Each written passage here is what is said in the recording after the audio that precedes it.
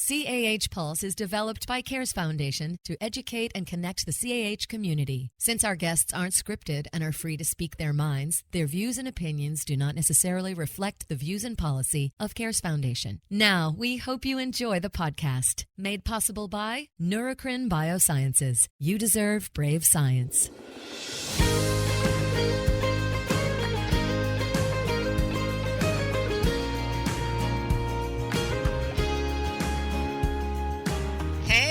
Welcome to CAH Pulse. I'm Stephanie Erb. I'm an actress and a mom of a CAH kid. And I am here with the top dog of the CARES Foundation, Dina Matos. How you doing today, Dina?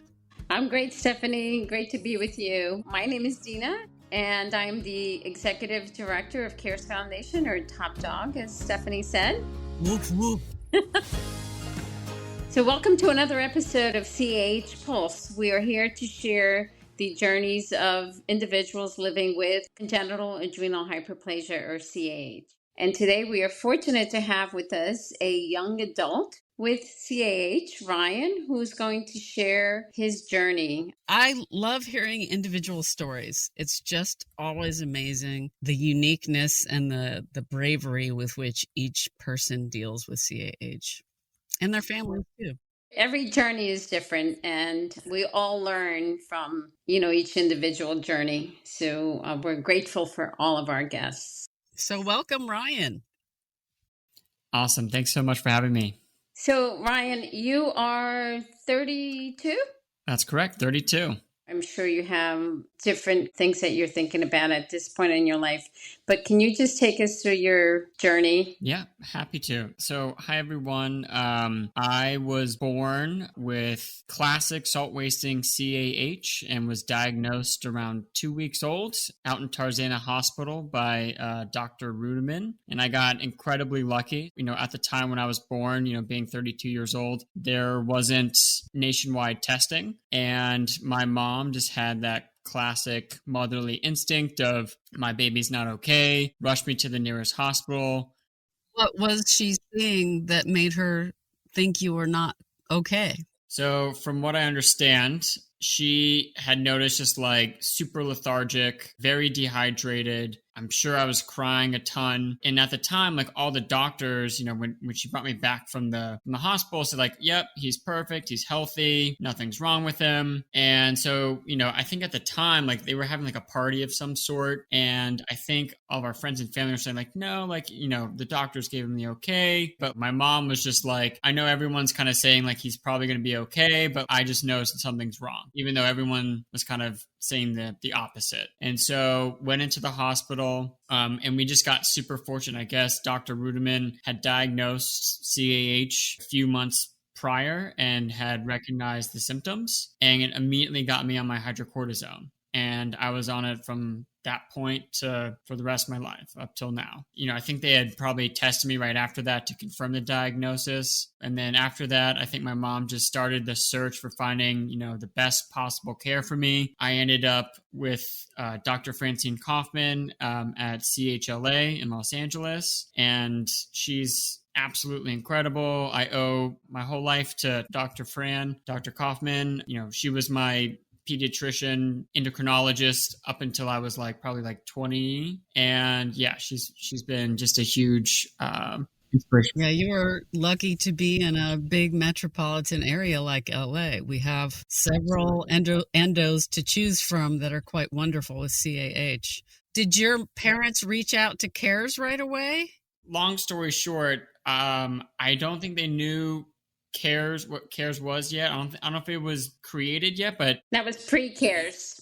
Oh, it was pre-CARES. It was pre-CARES.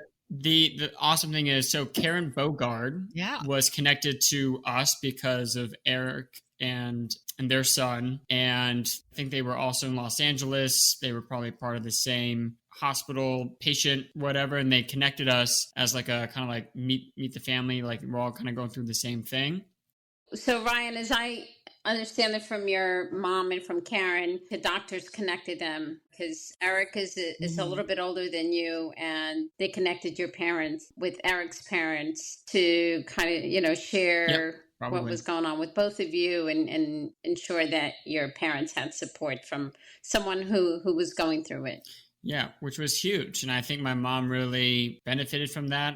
And it was kind of like pre-care. She was kind of reaching out for anything, learning things that she had never thought she needed to know. A lot of big words, a lot of big medical terms. She, became an expert herself pretty quickly. So again, I'll give a big, huge shout out to my mom for, everything that she kind of did for me without me ever knowing. Yeah. What did she do for a living, Ryan? Was she in the medical field at all, or? No, so she was an accountant, turned full-time mom, and then turned therapist, actually. Oh, wow. So, but I would say she's basically a part-time doctor too, part-time endocrinologist. Looking for new patients? So, Stephanie, I'm sure you can appreciate what Ryan's mom, went through as a CH mom yourself. Yeah, you have to educate yourself. And my kid's a little younger than you, but not much. There was one book you could get. But luckily, CARES, I don't know, what year was CARES started, Dina? In 2000. We're celebrating our 25th anniversary next year. Okay, my kid was born in 2001, so it was a brand new organization. But we found it randomly, and then suddenly it changed our lives, because what it did was put you in contact, like your mother was put in contact with Eric's mom, with people who can share the journey, because nobody knows what's going on half the time, But it sounds like you lucked out. Like you were put in a place where they could actually monitor you really well. Yeah. So, without knowing it, we were basically in a center of excellence, within Los Angeles. Right. And got incredible care. And again, I think my mom also spent a lot of time and effort to find that care, and make sure, interviewed a lot of people, make sure, everyone that knew what they were talking about was seeing me and giving me the best possible care. Were you getting bone age tests when you were little? I think it was, every 6 months was a bone age. Every 3 months was a blood draw. I remember too, even my mom was interviewing the people drawing my blood. And if someone was really good, we stuck to that person. And whoever kept me calm and, could get it effectively. I think what she did that was fantastic was she made it more of a positive experience. So at the end of every blood, draw, I got to go to Toys R Us and I got to pick anything I wanted. And at the time I was a big Power Rangers fan. And so I got tons of Megazords. That's the way to do it. I think we did donuts. Yeah, great. Yeah, another great idea. Yep. I don't know if that's a good reward system. I think getting... Sounds like a bribe to me, but whatever works. Well, yeah. Did you bribe your kids, Dina? No, she'd be tough to bribe. So Ryan, so you got good care early on, but have you had any kind of bumps in the road, any adrenal crises, any issues that arose at different times in your life? So from what I remember, I can kind of count the total number of adrenal crises that I've had on one hand. Wow. I'm not as super familiar with what happened, maybe pre 10 years old or so. That probably default to my mom on that. But the first one I kind of vividly remember was in middle school. I was in PE and I took a bad fall and I ended up breaking my collarbone. And so that's kind of what started. Okay, we got to get picked up from school. We got to go to the nearest hospital. We got to get Cortef. I didn't really know too much. I knew that was not a good thing for me to kind of break a bone or anything like that. Behind closed doors, I think my mom probably, took everything, on her shoulders. And did you have a medical alert bracelet? Yes. So all throughout school, I had a medical alert bracelet. One positive too, my parents always, try to instill personal responsibility with taking my medication. So I also do remember probably around 13 years old or something like that. They ended up getting me this cool new watch that had alarms on it. So it was this digital watch. It was kind of new tech at the time, and it had alarms. And so I would set my 3 alarms a day, 1 in the morning, 1 in the afternoon, 1 at night. And I was able to then take more control over my dosing, basically. So I would always keep my, my little pill case in my pocket. I'd also be responsible for, dealing out my dosing. And I think that was incredibly helpful. And Did you carry Solu-Cortef with you at the time? I do kind of vaguely remember like every start of the school year, we had to make sure that the nurses were on board and, everyone was informed and ready to act if needed. Luckily, I think the school nurses were pretty consistent throughout my, school experience. So, but yeah, everyone knew that needed to know. So the question is, do you carry Solu-Cortef with you now? I do, yeah. So I do technically travel for work all the time. Awesome. It always is in my travel carrying case. I've never had any issues with bringing it on airplanes or anywhere I go, even internationally. That's great. But yeah, I always carry, my Solu-Cortef, my needles, a little like full instruction kind of pamphlet that kind of would give anyone the instructions if I weren't able to speak for myself. Also, typically the people I travel with know what to do. Great. But again, like, I've been very fortunate. I've had very, very small amount of adrenal crises and sounds like you're really well managed. Yeah. Then.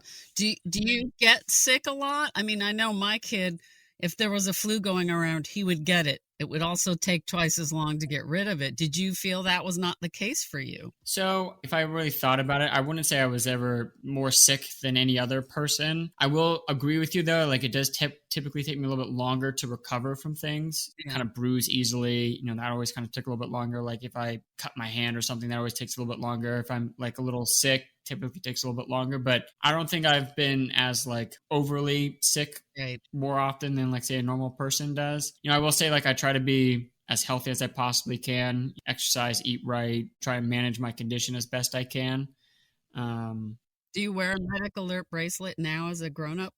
I do. So I switched from a bracelet to a necklace. So just I think it kind of has evolved, and I always keep like a little card in like my wallet that has like a little medical alert info on it. My phone has some emergency services on it as well. There's multiple aspects that you can use. Do you have the Pace app on your phone? I do. Awesome. I have the Pace app on my phone, which is fantastic. You get an extra star. And I also just started, what's it called? Picnic Health. The catalog registry. Yeah, that's awesome. Yeah, the catalog registry to kind of get everything in the same place. So yeah, there's a lot of really, really cool stuff. Would you like to explain what the Pace app and the Picnic Health apps are?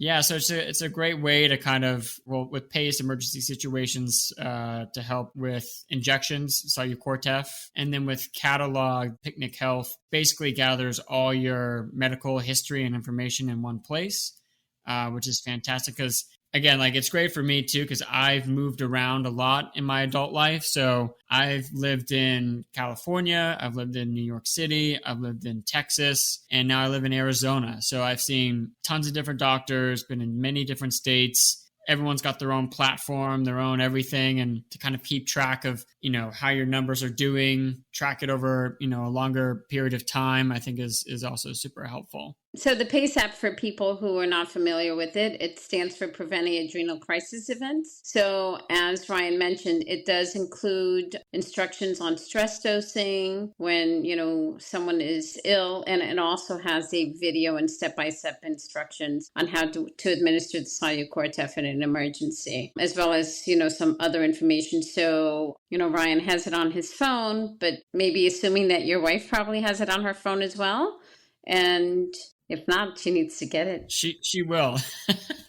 Not yet. She will now. One step at a time. But yeah, obviously, yeah, it'd be great for her to have it too. But so that's also been like a really great experience too, because she's also super engaged, always open to learning how to help me out. And, we've done Solu-Cortef injectable, trainings together. I've showed her how to do it. Like anytime I have an old expired one, I'm like, hey babe, like let's go practice on an orange.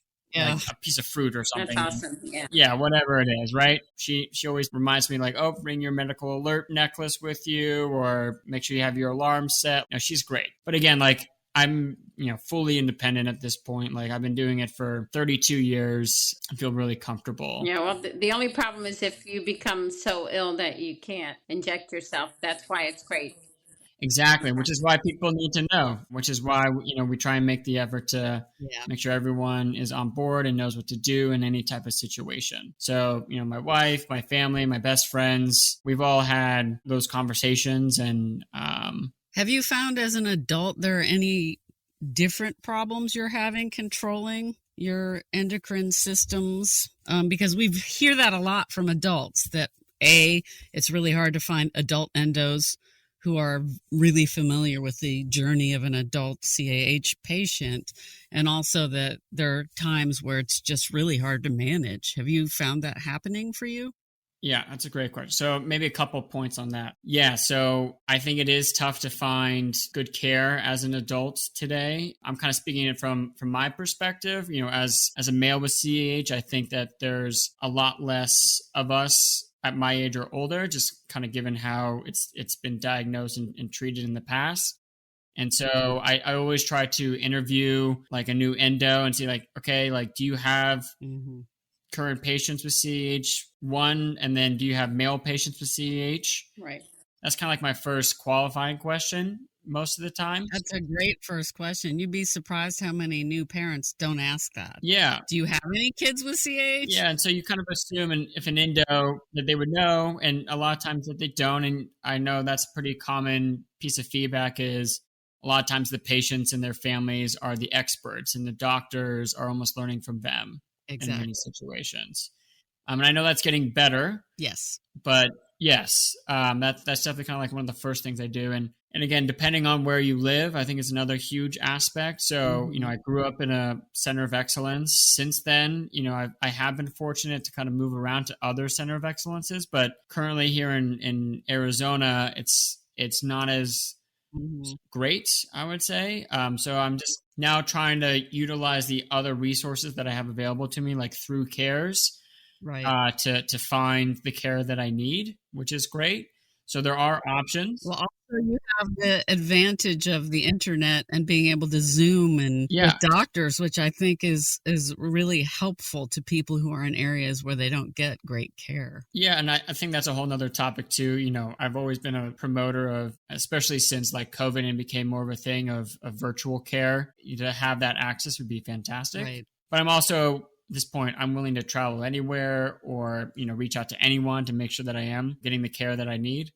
And then maybe like the last point on your question would be, as an adult, like how has my care kind of changed? And so yes and no. As you get older, I would say managing the condition typically becomes pretty standardized. Your dosages don't really change as much unless like you're actively trying maybe new things, or maybe there is a new like life situation. So I was on the same dose starting like my freshman year of college up into about like 2 years ago. So almost for like 9-10 years, 2 times a day on dexamethasone. Oh. And at the time that worked for me. The conversation with my doctor was, hey, you're transitioning from a very safe, controlled environment that is like where you grew up to college, where you're on your own for the first time. Sometimes maybe for some people, you might be in a different state or a completely different place. You're not with your parents, all new kind of stressors potentially. And so we wanted to reduce the amount of things I had to think about. So we said, let's go from hydrocortisone 3 times a day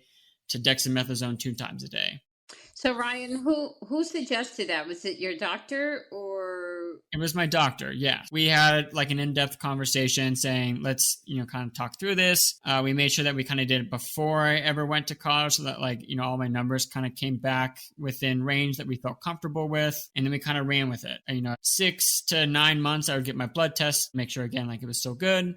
Flash forward, college was fine, felt very healthy throughout that whole time, graduated from school. Now, again, like another kind of like big change in lifestyle, right? So you go from college to now working a real job. You're now like financially on your own, and all these other like maybe new stressors or, lifestyle situations. Probably another like 4 or 5 years after that. And I started to notice some other symptoms that I wasn't super happy with. Like I wasn't sleeping that well anymore. I was on this very powerful steroid for an extended period of time. And so at the time I was in Dallas, Texas, and I had another like great conversation with my endocrinologist there. I really trusted that endocrinologist, and there was kind of a multi-factor decision for switching off of dexamethasone. So one was the symptoms. Were you gaining weight? So no, I've been very lucky. Like I've basically been at the same weight since college. I've really not fluctuated. Wow.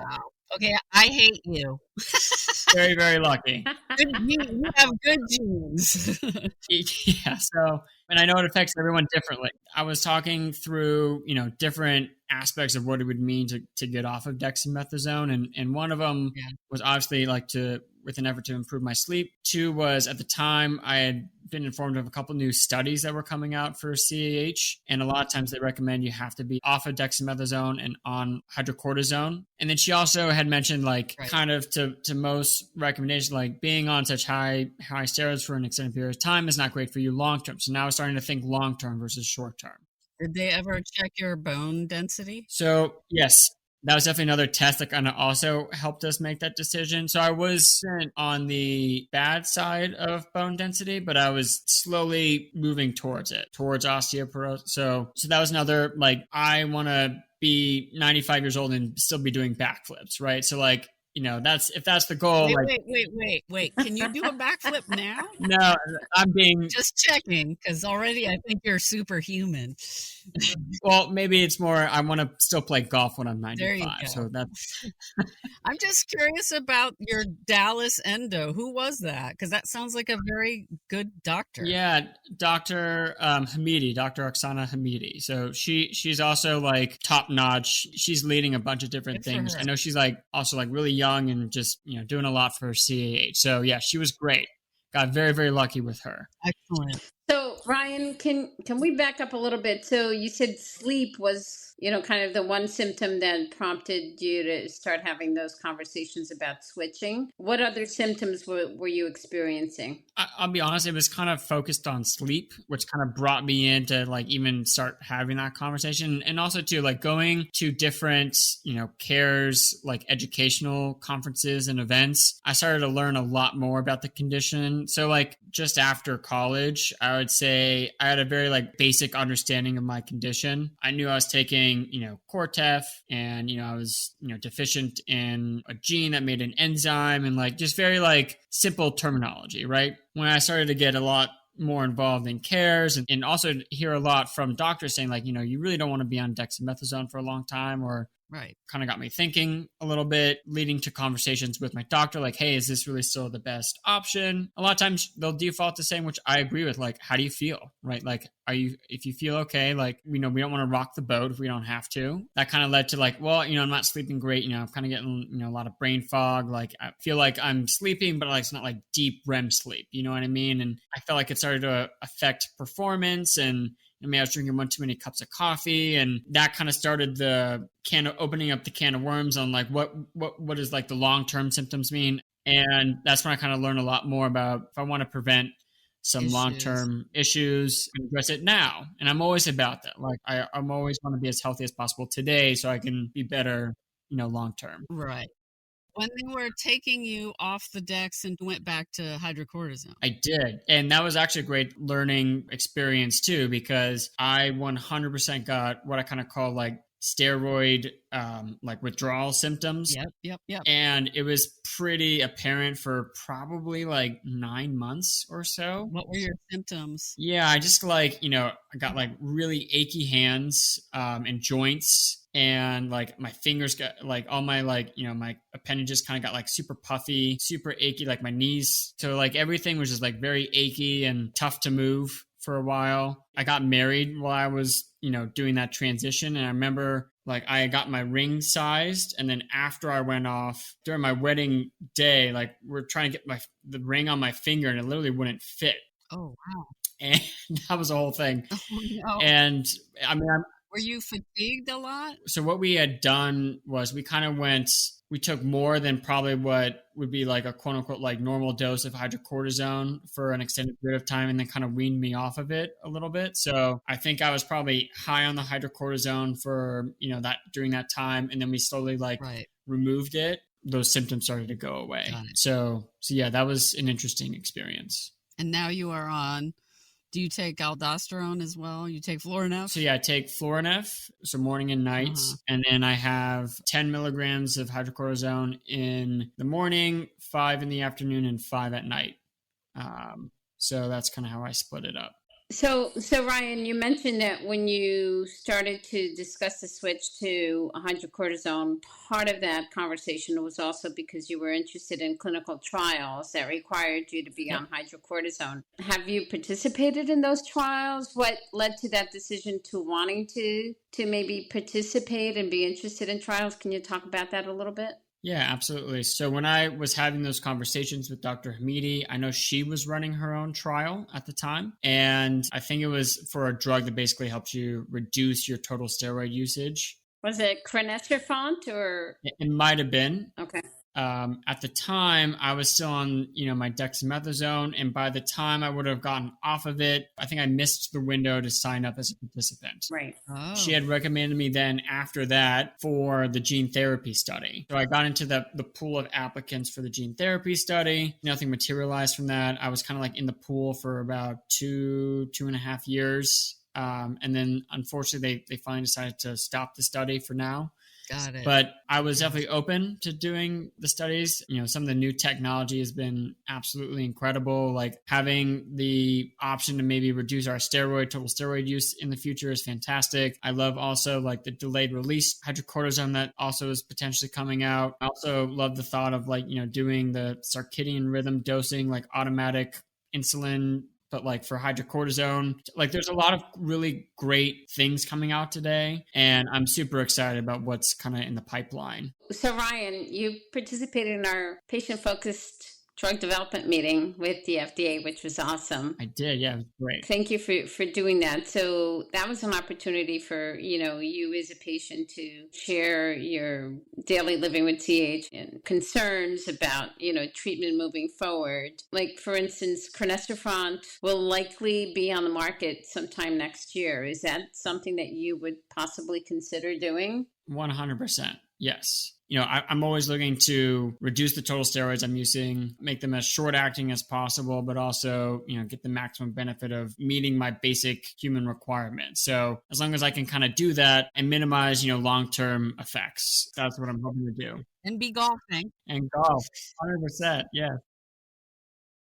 See, I know you want to live till you're 95 to be able to do golf, but now that you're a bit older and married, what things are you looking into? Yeah. So one thing that like initially comes to mind is, so my wife and I would love to start a family soon. And so fertility is like top of mind for us right now. And with the condition that is a potential risk factor of having a little bit lower fertility, just based off of steroids that we take and also not taking enough steroids, kind of that balance between the two, whether your androgens are too high or your cortisol is too high. So we've kind of like started going through all the testing processes to make sure, everything is working the way it should be, trying to take that information and work in tandem with our endocrinologist to, okay, like if this is the result, like, do we need to make any adjustments? So yeah, that's definitely kind of like top priority for us right now. And I assume your wife got tested, correct? So like everyone's getting tested. We're all making sure everything checks out. We've also done genetic testing too, just to see if she's a carrier, because I'm obviously a carrier and,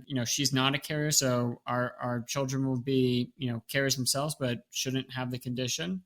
Right. So if you have CAH, definitely get your partner genetic tested so you have, knowledge on what the outcomes potentially could be. So you're prepared. And I would say, the next things I'm thinking about obviously is bone health. So I still go and get, my bone density tested to see how that's doing. Those are kind of the things I'm looking at today. Always getting my blood test done too, to make sure all my numbers are looking good.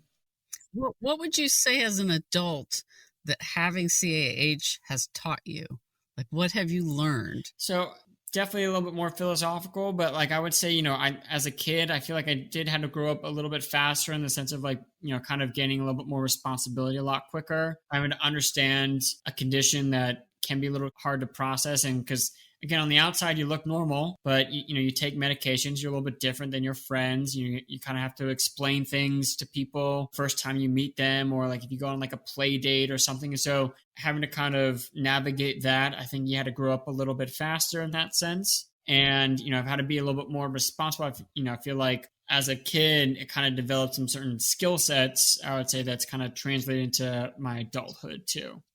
That makes total sense. Yeah.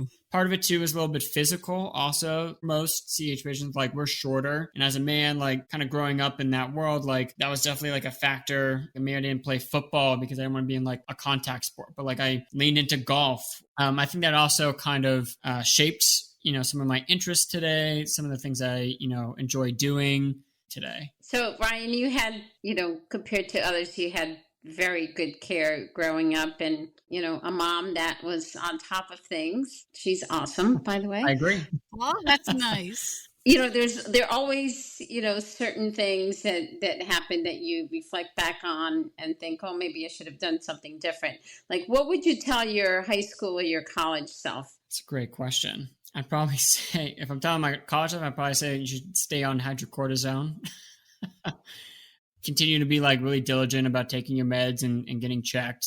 Again, like making sure you have the best care. But also, it's just one aspect of your life. You can go live to the fullest. Like, even though I might have had a condition, there's definitely situations where like risky behavior just to kind of like test the waters, and that's going to happen. And, I definitely would encourage that just because you're a normal kid and you just, go do whatever you want to do. Like, I've been able to travel a bunch. I've skydived. I've done all sorts of crazy stuff. So, and I'm sure that's like a testament to your mom and how she raised you. Like, you can either treat your kid like they're a precious breakable piece of china, or you can say, we got this covered. You're going to have a normal childhood. Yes. And I think that's, your mother must be amazing. She is. And I would also say too, like, she tried, to keep everything positive, right? So this was like one thing, like you might be deficient in one enzyme, but you're so abundant in everything else. Kind of always take the positive spin on things. There you go.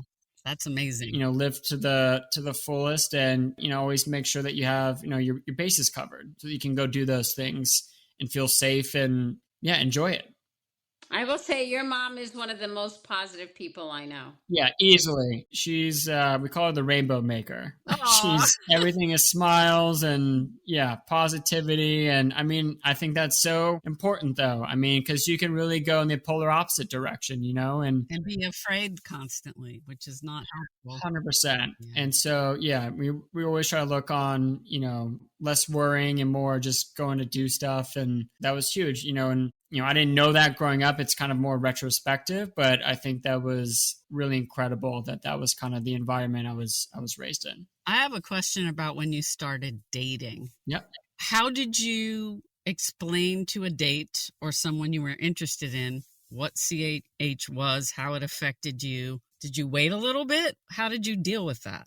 So I would kind of default to a little bit later in the relationship. Like, I kind of want to make sure it was a little bit more serious. I kind of tend to default to, I don't tell people. I would say like probably a good chunk of my really close friends that don't really know that I have, Gotcha. CAH or even what that means. But they're, again, like the really, really close ones obviously do. But when I was in the dating pool, it was, if it got more serious, it kind of just came up naturally because, I'm carrying a little pill case around. If it happened to be during like lunchtime or dinner time or something like that, and I'm, trying to sneak a couple pills and take a little gulp of water, you're like, whoa, like what's going on, right? And a lot of times I knew it was the right person if they showed an interest or like asked more questions or, different things like that. And my wife today, I remember while we were dating, like after I kind of like first told her about the condition, obviously like I also have like a, medical alert necklace. So that was definitely another thing. Yeah. Like as I started to find myself spending more time with them, it made sense to kind of let them in, like on what was happening. The moment I kind of explained, like you kind of first dumb it down a little bit. And then you start, as I ask more questions, you kind of get a little bit more into it. But like right after, it's like she bought like all the books and she started to like look online and like, Aww. And so again, like it just made me even more, sure that, she was the right person for me. And she came to CARES walks and conferences. Yeah, she came to CARES walks. She's been to conferences. Yeah, she's fantastic. So that's amazing. She's fantastic. Yeah. So any final words of wisdom? Final words of wisdom. Yeah, again, I think we've kind of touched on it a few times. I say, live your life and, definitely make sure that, you educate yourself, educate those around you, make sure you're prepared, and just go have fun. Unless you knew us intimately, you never know. And a lot of times that's our kind of like our superpower too, because I think we, are able to kind of learn a lot from how we handle our condition. We know, things that other people don't know, and, we can kind of use that to our advantage. I work in, business development, but I've also, studied engineering. I would say like I've also got my medical degree just because I have this condition. So like there's, I think it really prepares you well for life. You have to make the proper preparation. Then once you've done your homework, you can forget about it and have a good time. And I think that's a great point. Absolutely. And yeah, and that comes with just doing it for so long, it's like brushing my teeth now, right? Like you just do it. And you also, as you get more in tune with your body, you just kind of like, you're able to react to it. It's a livable condition. I'm just super excited about the future. Thank you to CARES and thank you to everyone supporting us. It really means a lot. And I think it obviously shows with, the patients that are just thriving today. It's fantastic. So thank you all. Well, thank you, Ryan. You've been a great guest. I'm just bowled over and I have to go hang out with your mom now. Yes, I'm sure she would love to say hi to everyone too. We have a walk coming up in California. Maybe you two can meet. Oh, I'll be there. I need to walk. Well, Ryan, thank you again for being with us and sharing your journey and your words of wisdom and your positivity. I think it's great for people living with CAH to know that they can have, a pretty normal life as long as they are, prepared and receiving good care, which can be tough sometimes, but I think you have to, kind of do what you've done in terms of educating yourself by talking to doctors and questioning them, but also attending conferences and webinars and other things so you can learn as much as possible about your condition. Yeah, always keep learning. You got to. Well, yet another wonderful episode of CAH Pulse, and it was great to get to know Ryan. I think positivity is the lesson I got from this one, and I loved it. Positivity and preparedness. And Stephanie, I want to make sure that you meet his rainbow maker mom, Heidi. She's awesome. Yes, it's on my list now. I got to meet Ryan's mom. Yeah, and his wife is great. His parents are wonderful. So share a lot of stories. I want to thank you, Stephanie, for being here with me again. Absolutely. Thank you to our producer, Amy Brooks, behind the scenes. For more information on CAH, please visit our website, caresfoundation.org, or you can contact us at 866-227-3737. Of course, if you like this podcast, please subscribe. CAH Pulse is brought to you thanks to Neurocrine Biosciences. You deserve great science. And until the next episode, I'm Stephanie Erb. And I'm Dina Matos. And we care.